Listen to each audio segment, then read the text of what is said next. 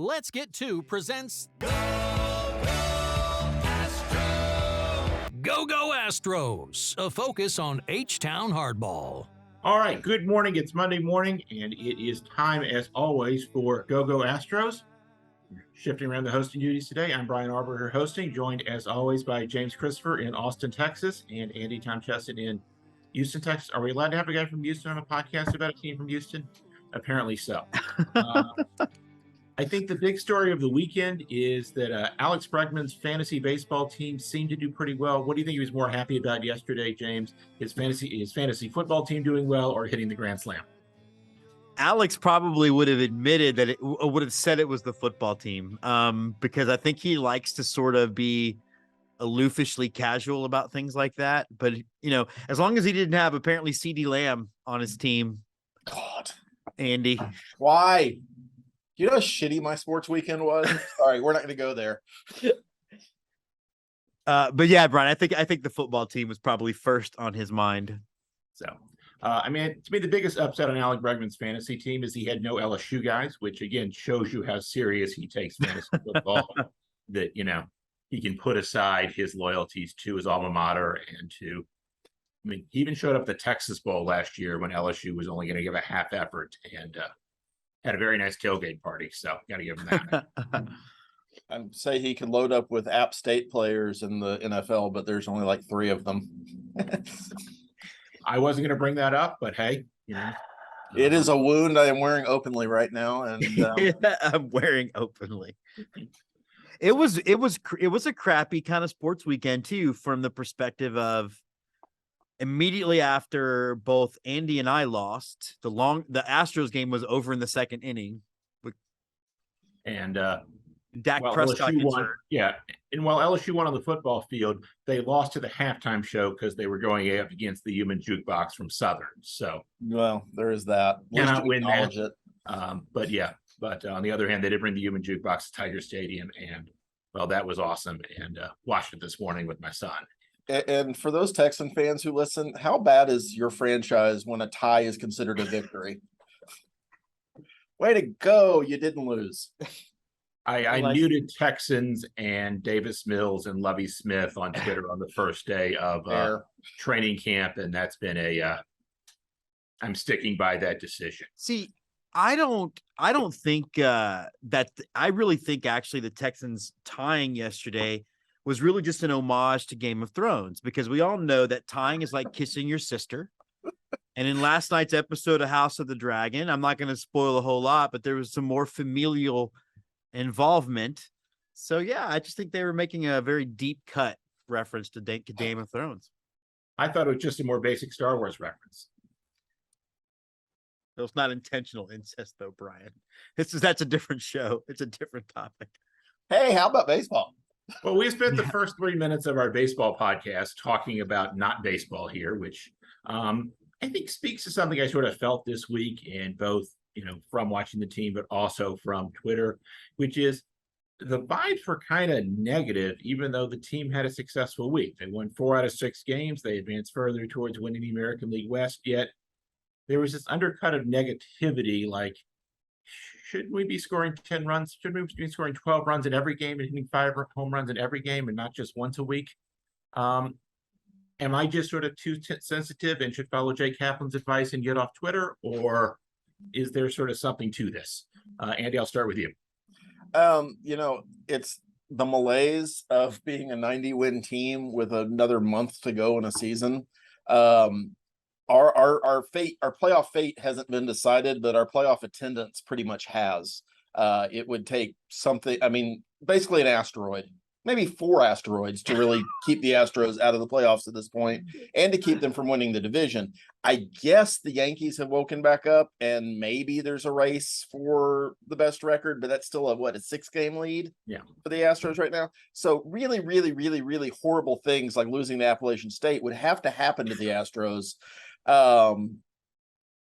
for anything bad to happen. And so it's just kind of playing out the string, and I just can't get excited personally about beating the Rangers or the Angels right now, because we've done it so much to the point that Jim is actually worried about next year's balanced schedule because we won't be able to beat up on the AL West. That's true. But I mean, we beat the Angels 13 times this year. We beat the A's 9 times. We still have 4 to play. The Rangers, we beat 14 times. I mean, Seattle, I guess, won 7 games against us. So there's just a lot of to be played out. And so based college football, the NFL is really getting started. Following high school football, got a puppy in the house. All that superseded. Oh, the Astros are on. I guess I'll turn them on because there's not a whole lot to accomplish right now. And I guess that's what I'm feeling. Not so much a disappointment. They lost Saturday. It was a shitty Saturday, sports wise, all around. Sunday was great, and it kept me, from not paying attention to the fact that a tie is a victory in Houston right now. Yeah, I had one Aggie friend go to College Station and another go to Minute Maid Park, and they both chose poorly on Saturday. Yes. James, is it just, we're just playing out the string and we'll get excited in the last week because we're ramping up for the playoffs? Yeah, well, it's interesting because I wouldn't even say that I was look, obviously every time we're shut out by or shut down by a team like the Angels, the question begs, okay, what are they going to do against Scherzer in the World Series? Which that's a whole other conversation. That's a first world problem. Problem, but that is a first world baseball problem. Very much a first world baseball problem. I think for me, it's almost like we talked about yesterday or last week, about how business-like the Astros are. They roll out and they win. It's kind of how I'm feeling like a fan. We won 4 of 6 over the week. That's kind of what we do. I don't need to get too excited about it.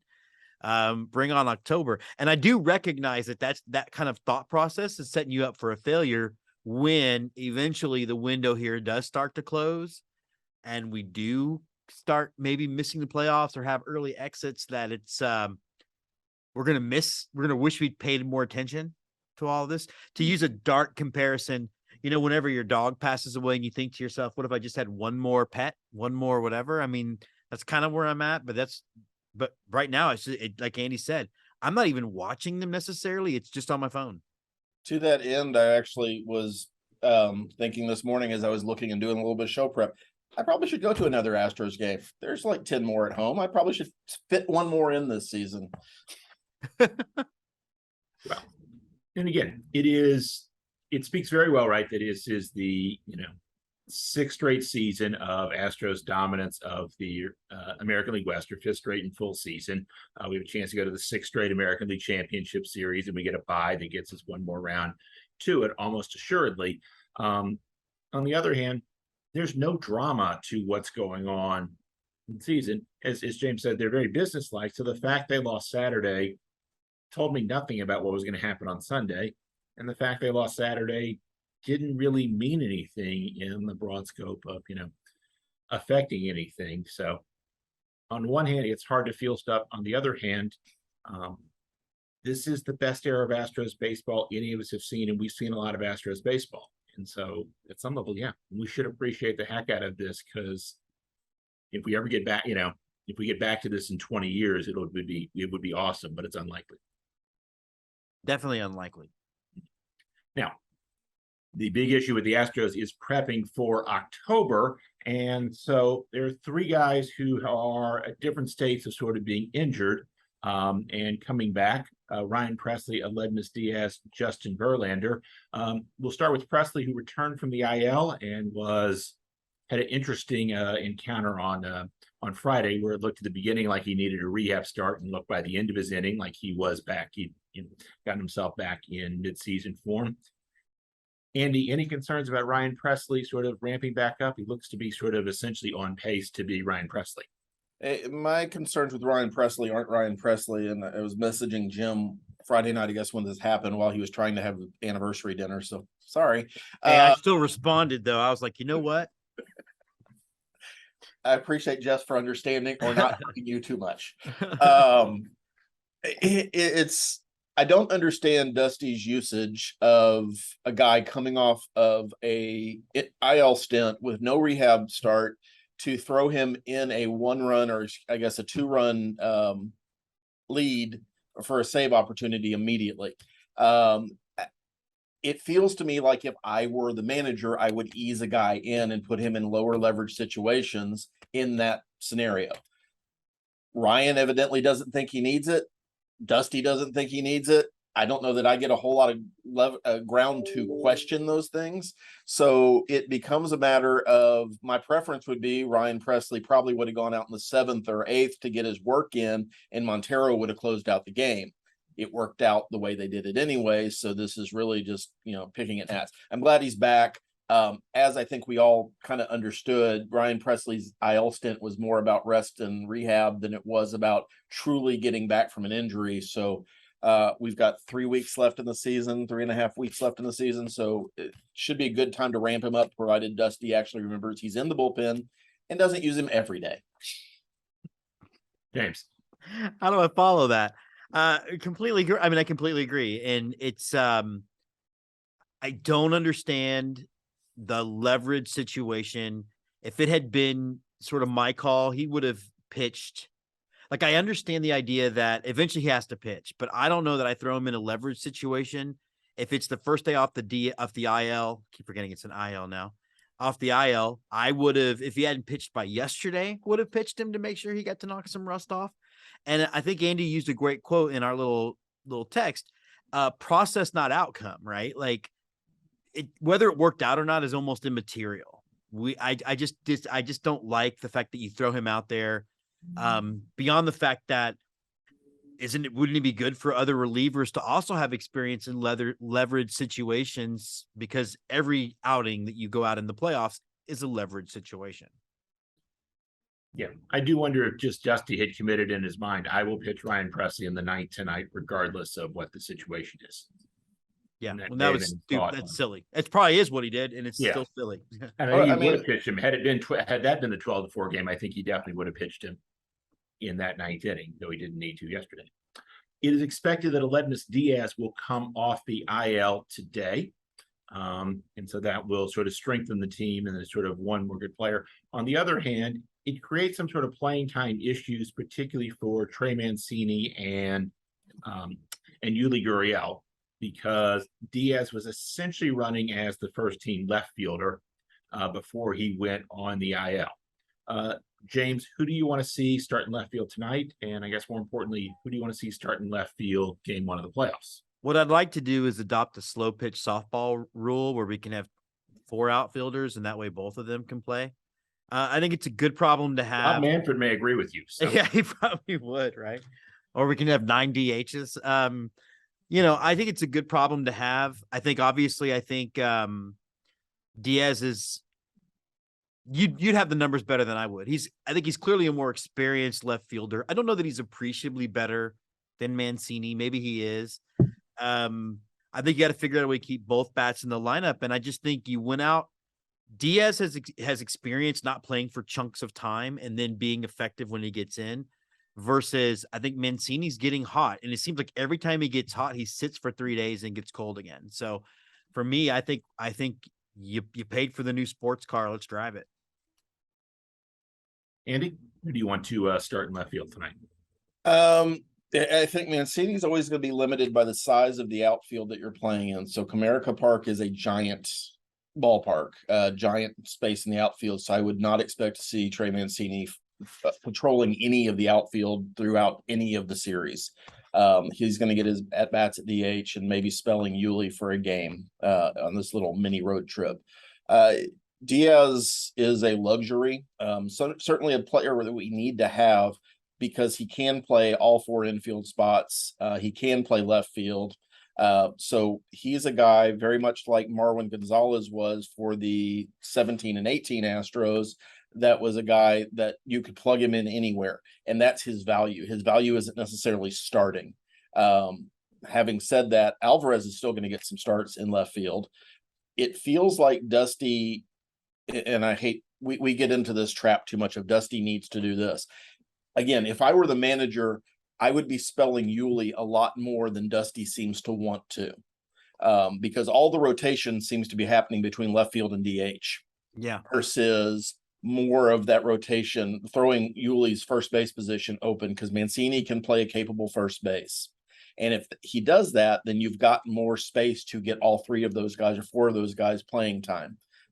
When you're always playing Yuli and you're committed to playing Yuli and you like the leadership, and hey, Yuli had 5 hits over the weekend. I don't remember Friday's game, but he had a good weekend for him. It just, Yuli needs the rest, I feel like, more than the other guys, and we're hesitant to do that. And I guess that's, just the what Dusty has decided to do for the season. It'll be interesting, but I think there's a better use. But again, we're also a 90-win team with 25 games to play. It's just, yeah, it's weird. Like we're picking nits a little bit. Yeah, it's weird to be able to be under 5. We can finish under 500 the last 25 games and still win 100 games in the season. I think the other thing too is Alvarez has actually been quite good in left field. I mean, he had another outfield assist this weekend. I do think it's definitely a problem of it's a good problem to have, as they say. Does he get assists though because nobody thinks he can throw? I feel like it's not. I feel like it's not really a. Well, Alvarez has a gun. I think it's more of a. There's no way that guy can throw. Oh shit! In this particular moment, Andy, I will say I'll take the outcome over the process. I don't really care how it happens, but it happens. If someone else screws up the process, we'll take the outcome, right? That's on someone else. But I do think, Mancini's clearly the weakest defensive left fielder. He's basically a guy you can stand out there with a glove. Jordan has an arm and therefore has some defensive values primarily in his arm. And we've gotten to see more of that this year as he's played more of the outfield.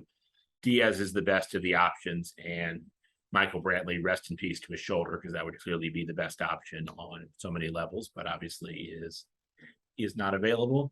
And yesterday, Justin Verlander threw 1 inning in a bullpen in a simulated game type situation. And some thought that he may come back in a home game against the A's this weekend. Andy, is that too soon, you think? Or do you think you'll see him for like 3 or 4 innings, or he'll be full go and this was all, I have gotten the feeling I've gotten the feeling with Verlander's calf injury that it was in the normal realm of things. Again, had we not had an 11-game lead, that this is something he would have pitched through. If it was a playoff situation, he would pitch through, but because of the situation, we had an IL stint that he could take, and he took it. And, he's met his 130 innings. There's no drama there. He wants to be part of the team. Great. We're going to do all those fun things. Verlander threw an inning in a simulated game, probably grew some more body hair and said, "I'm ready." And that's all you need for Justin Verlander, is for him to say, "I'm ready." And you have to trust that he is. We have so many options as far as starting pitching goes that if he stumbles, or if he can only go 4, you tandem start another guy on there, or give your bullpen guys some work. I don't think it's too soon. I think it's enough to ramp him up. And again, you have to control Justin Verlander, but that looks like he'd get 3 more starts if he starts against Oakland, just roughly doing the math. So he throws 5 against Oakland, 6 against whoever the next opponent is, 7 if he can get there in his last start against either the Phillies or the Rays, and he's good to go for the playoffs as your number 1 starter. And I think that's what they're working towards. Anything that happens, honestly, this next 3 weeks, which goes back to the top of the show, just doesn't matter. So it's a matter of getting work and again, the process. I think the only thing that matters, the one thing that matters that you didn't mention though, is Justin wants the Cy Young. I think 3 serviceable outings probably sews it up for him, right? Like, I don't know. It seems like he is the odds-on favorite to win that award. Well, Dylan Cease has made a run, and he had the 8 2/3 no-hit innings, complete game shutout while Verlander is on. So he definitely made up some ground on Verlander. So I'm sure Verlander, and I believe Verlander has finished second 3 times historically in the Cy Young voting. Most memorably, when we lost to Rick Porcello, which doesn't make any sense historically, leading Kate to tweet, "Hey, hey, Baseball Writers Association of America, I thought I was the only one who got to fuck Justin Verlander." Yeah. But yeah, I a woman who will defend you like that, and you like that regardless of what she looks like. I don't know. I think the romantic part of the story of coming off TJ winning the Cy Young actually is going to play in his favor. But regardless, I agree with Andy's overall premise that I do believe he could have pitched through that injury had it been required, had it been necessary. And this is actually something we talked about on the show beginning in July, that we would expect to see some IL stints pop up here and there to get guys off their feet before the playoff run. And I think one of the things that's going to overall help the Astros in the long run get back to the World Series is the fact that the Yankees are all of a sudden in a playoff chase and therefore don't have the same luxury. What's the prevalence? And I don't know, this is anecdotal, but when you mentioned Dylan Cease, and the White Sox have made a little bit of run for them and they're above 500, they're probably not going to get a playoff spot, but they got a big break. Tony La Russa had to take a medical leave, so they really strengthened their manager recently. I thought you were going to say he got arrested for DWI again. But does being on a winning team, being on a playoff team, give you a better shot at postseason awards than being on a team that's kind of hovering around 500? I think it matters most for most valuable player, because there's always that debate about what valuable means. It has tended to matter less in Cy Young, where it's just the best pitcher. And we'll see that in the National League, where Sandy Alcantara of the Marlins is clearly the odds-on favorite to win, despite the fact that I think only 20 baseball fans could pick him out of a lineup. Yeah, it feels like that's not the case. But again, you could probably name 5 guys that I'm just not thinking of right now. But it feels like the Heisman Trophy. You could probably be the best player in college football, but unless you're on a team that's contending for your conference, you're probably not going to get it unless it's just the stats are outstanding. In Sandy's case, which is kind of the exception that proves the rule a little bit. Also real quick, I just want to pour one out for David Hensley, because he's likely the one who's going to get optioned back to Sugarland. If he never plays another major league game, he will be able to sell the fact that he is a 350 hitting infielder in the major leagues to every high school kid that he's selling batting practice to for the rest of his life. So I like to appreciate that he's set and notice that he set up career. Baseball That's works. awesome. Mm-hmm. I'll give you a hand on that. That was great. Oh, is it Halloween already? I'm getting ramped up for it. Yeah, It's always Halloween for James, but absolutely. all right. Switching topics here. Major League Baseball announced a set of rule changes for 2023. That'll be, a pretty significant change to, I think, the way that, it's a change in the rules to sort of address the change in the way the game is being played. And I thought we'd address them in what I think is the least to the most impactful, particularly for the Astros. Starting with, they're going to make the bases bigger. And I believe Theo Epstein's, when he sort of started talking to people about this, he asked him, well, what's the distance between the bases? And everyone said 90 feet. How big are the bases? And everyone said, I have no idea. This is the least impactful change, but could lead to more stolen bases, which is intrinsically a good thing, I think. Yeah, they've been doing it. I think all levels of the minors have had the bigger base. I didn't notice until the ball game I was at this weekend, where I actually got to go stand next to one because they hadn't been put in the field yet. And they look at a scotch bigger. I'm actually all about this change I think you'll see fewer injuries and collisions on first base. Not that there's a lot of those anyway, but I also think we talked about on the show before, anything that gives you a little bit more incentive to run. Stolen bases are exciting, and most stolen bases are really a game of quarter inches. So this size of base actually might have a big impact on that. And I'm all about that change. Andy? Yeah, I agree with Jim. It's the ability to steal a base in the major leagues. The window between a good throwing catcher and a good base runner is so narrow to begin with that it has become not worth it for a lot of base runners. We celebrate that Kyle Tucker reached 20 steals. 20 steals used to get you sent back down to AAA. That's all you did. Yeah. This is going to encourage guys to run, and it should mean that there's more action on the base paths and more guys being safe at second, because that action on the base paths only works if there's some benefit to you as an offense. So It's going to put a premium on catchers who really know what they're doing. It's going to put a premium on pitchers to really be aware of base runners.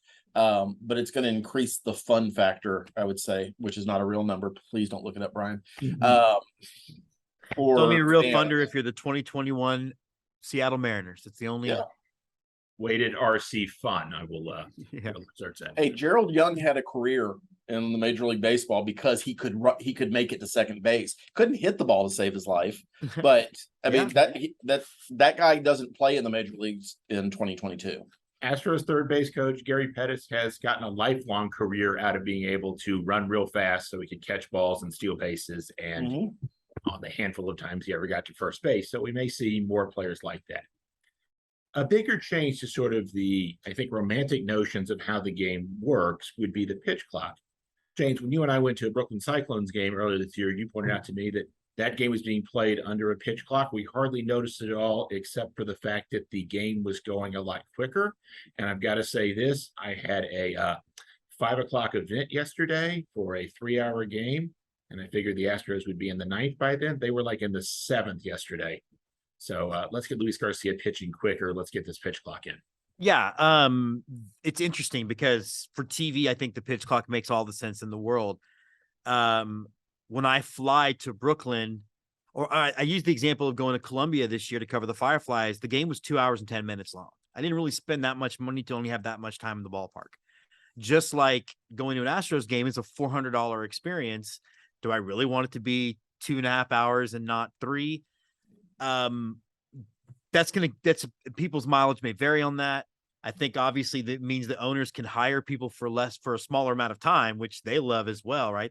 They're finding a way to save money. I think the biggest issue and what I would do is a slow phase into this rule.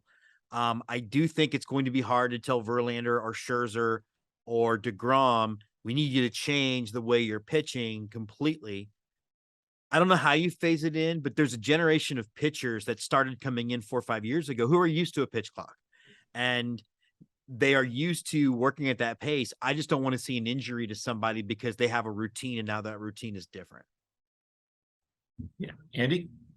I would suspect that our biggest issue in Houston is going to be the aforementioned Luis Garcia, because his ability to do his little cha-cha shuffle is going to be virtually eliminated.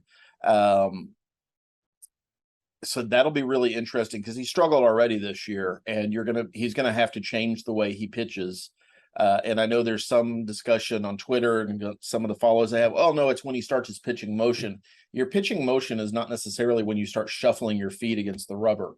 It's the actual throw to the plate. So it'll be interesting to see how that all works. I agree with Jim that there's going to be some pushback, but I think it's going to be something that is adopted fairly easily because the average life of a major leaguer isn't that long. So the guys that are pitching now, by and large, have pitched with a pitch clock somewhere in their career, even if it was just for a cup of coffee. The guys who go down for rehab starts have to throw with a pitch clock.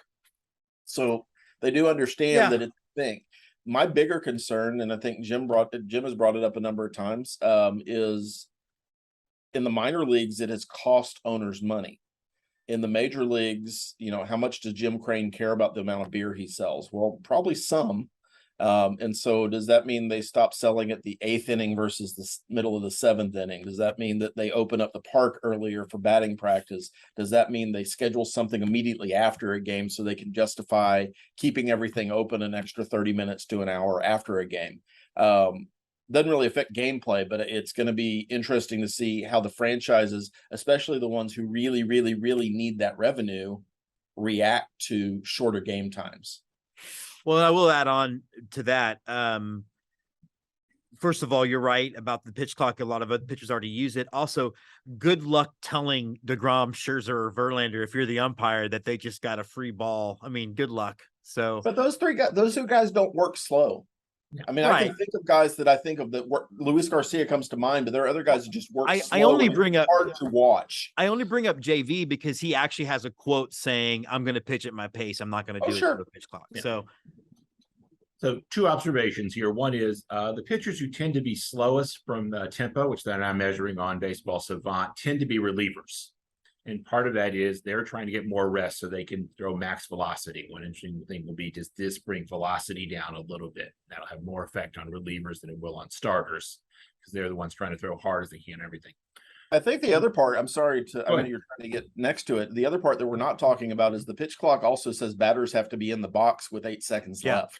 And alert to the So- pitcher, whatever that means.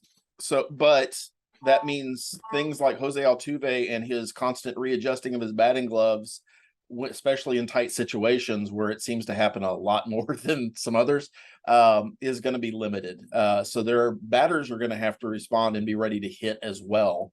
I don't think any of it's bad changes, because there's certainly, the history of baseball has guys like the human rain delay. And that's a thing. We don't necessarily need a thing that's not great for TV. And it's probably not great for the game, but that was, part of baseball history. That kind of stuff's going to go away. And Andy, the people who've looked back at Mike Hargrove, the human rain delay, who've looked at his YouTubes of him, averaged about 19 seconds between pitches to him. Right.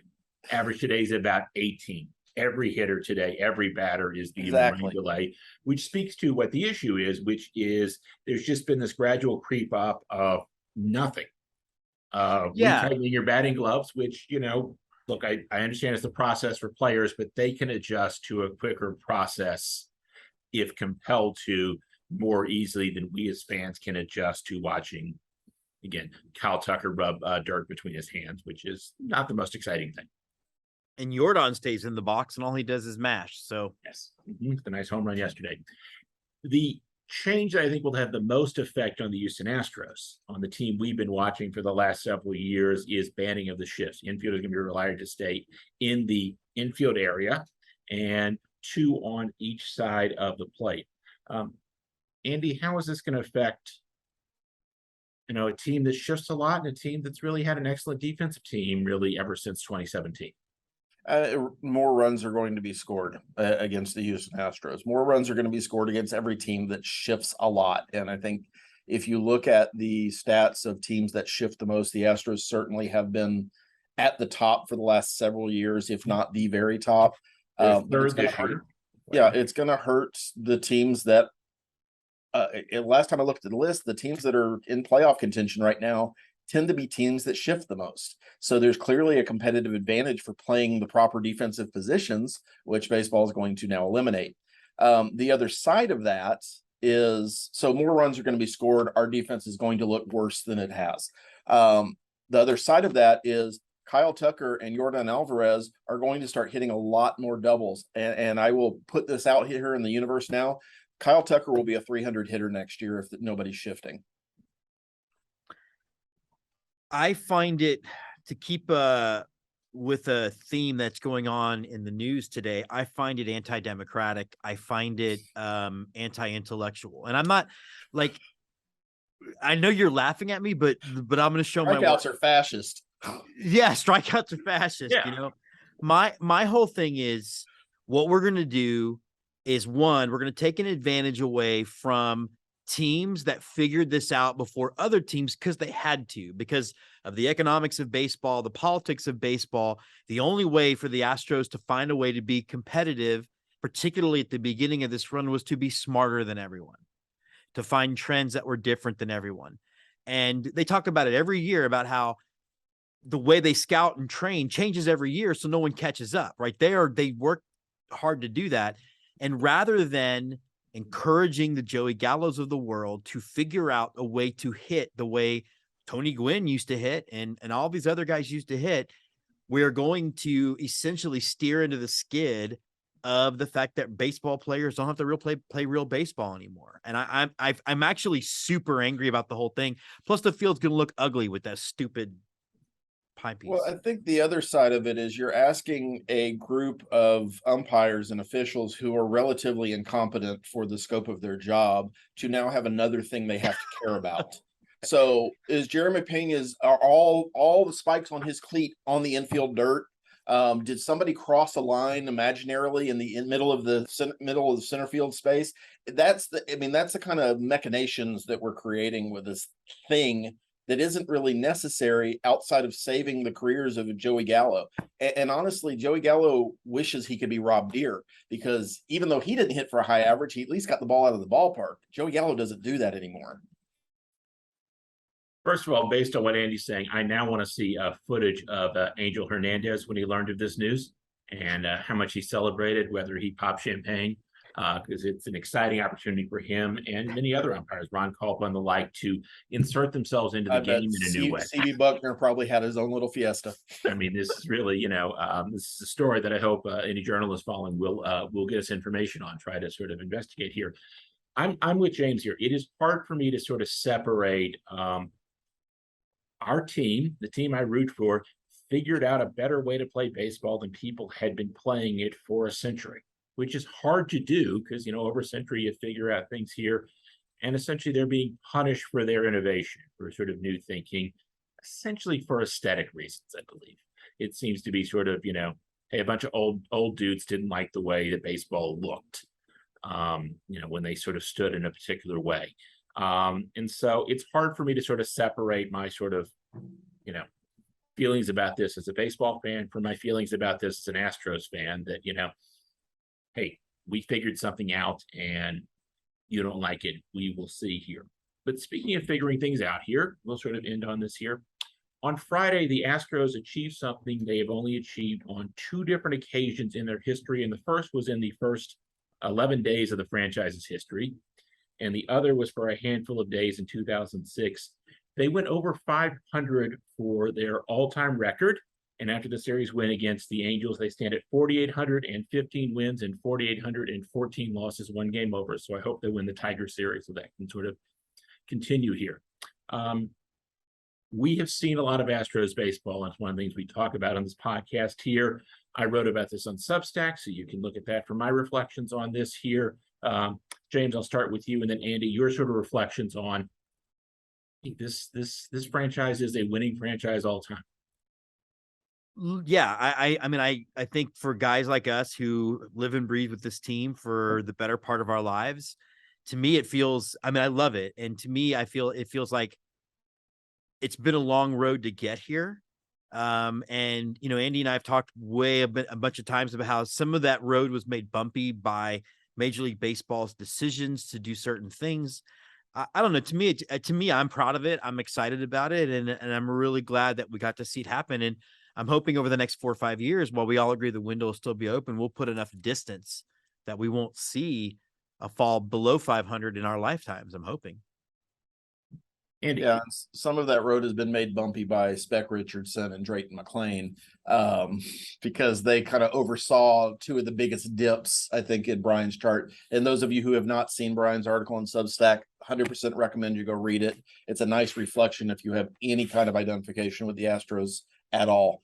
I think the other thing that struck me as I started looking through the numbers, Brian mentions that the Astros are the only expansion team of the 14 expansion teams to be above 500 for a franchise. That's a big deal, especially when you consider how the Astros have been viewed over time. They came in with the Mets as the first 2 expansion teams, and the Mets have always been given that lovable loser tag, but they've won a little bit more than the Astros from a championship perspective. So I think and they're in New York. So I think there's a little bit more heat on them. The other thing that struck me is how much it must be horrible if you're 120, 130 years old to have been a fan of the Philadelphia A's, the Washington Senators, now Minnesota Twins, the Baltimore Orioles, or especially the Philadelphia Phillies, because those are the 4 original 16 teams that are below 500, and not just a little bit below 500. The Phillies are 1,100 games below 500 as a franchise. That's hard to do and consider yourself a competent sports franchise. I think even the Texans aren't that bad.